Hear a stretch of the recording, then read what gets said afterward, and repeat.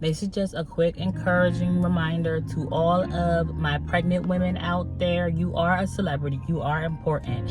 And I know that a lot of times we intend to manifest gender specific results whenever we procreate, whenever we decide to keep a baby or have a baby, whether it's planned or unplanned. A lot of times we get our heart set on a particular gender for our child, and it doesn't turn out to be that. I want to remind you that it's okay to mourn. Sometimes it feels like a death happened, okay? I went through this twice. Out of all 5 of my children, I went through this twice. It feels like a death, like an actual death happens whenever you kind of get your heart set on one gender and then find out that your baby is another gender.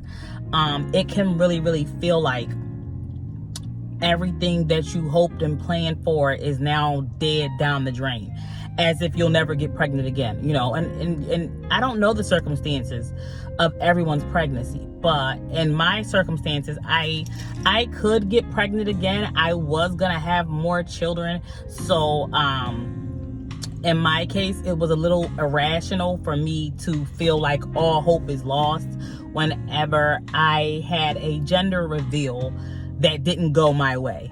And you know what? It is common for you as a mother to attempt to manipulate the results as if a boy isn't a boy and a girl isn't a girl.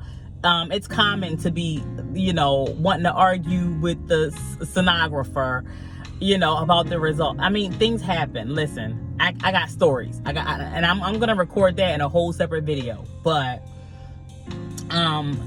take your time out by yourself, not in front of people, not with a large crowd. Take your time out by yourself to go ahead and mourn the death of your original plans, because that's all it is. The baby didn't die, and the baby's not gonna die. The baby is gonna continue to be the awesome fetus that it was already being. Okay, but what died is your plans, and that's very disappointing and very frustrating. And then once you go ahead and finish that grieving process, it probably take about 24 to 48 hours or so. Some people longer, you never know. But after you get done grieving, then you're gonna start to heal whatever part of you needed that particular gender at that time, because basically God gave you something else.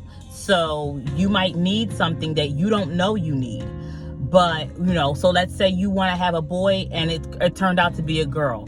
You're gonna, after you grieve, you're gonna heal that part of you that was demanding a baby boy, and vice versa. Okay. So that healing process is important, before the baby comes, and, before baby's arrival.